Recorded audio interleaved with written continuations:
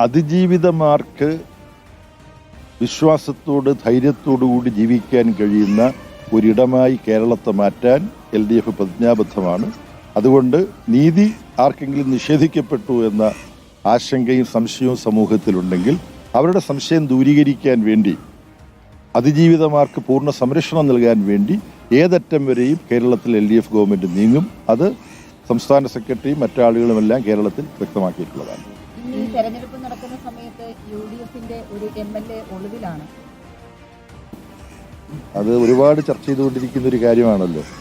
അതുകൊണ്ട് ആ UDFന്റെ MLA എങ്ങനെയാണ് മുഖ്യമന്ത്രിയെ സംബോധന ചെയ്തതെന്നെല്ലാം കഴിഞ്ഞ ദിവസം ഞാൻ നിങ്ങളെപ്പോലെ ഏതോ ചാനലിൻ്റെ അവർ റെക്കോർഡ് ചെയ്തതിൻ്റെ ഒരാൾ എനിക്ക് അയച്ചു തന്നു.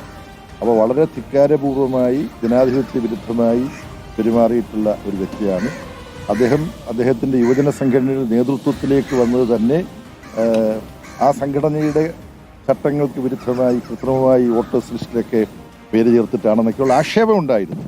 അപ്പോൾ അദ്ദേഹത്തിൻ്റെ ഒരു പൊതുസമൂഹത്തിൽ ജനങ്ങളുടെ പ്രതിനിധിയായി നിൽക്കാനുള്ള അദ്ദേഹത്തിൻ്റെ അർഹത ചോദ്യം ചെയ്യുന്ന തരത്തിൽ ഒരുപാട് കാര്യങ്ങൾ പുറത്തു വന്നുകൊണ്ടിരിക്കുകയാണ്. അതിൻ്റെ മറ്റു കാര്യങ്ങളിലേക്ക് ഞാൻ പ്രതികരിക്കുന്നത് നല്ലതല്ല. കേരള സമൂഹം അത് വളരെ വ്യാപകമായി ചർച്ച ചെയ്തുകൊണ്ടിരിക്കുകയാണ്. വളരെ സന്തോഷം. നന്ദി.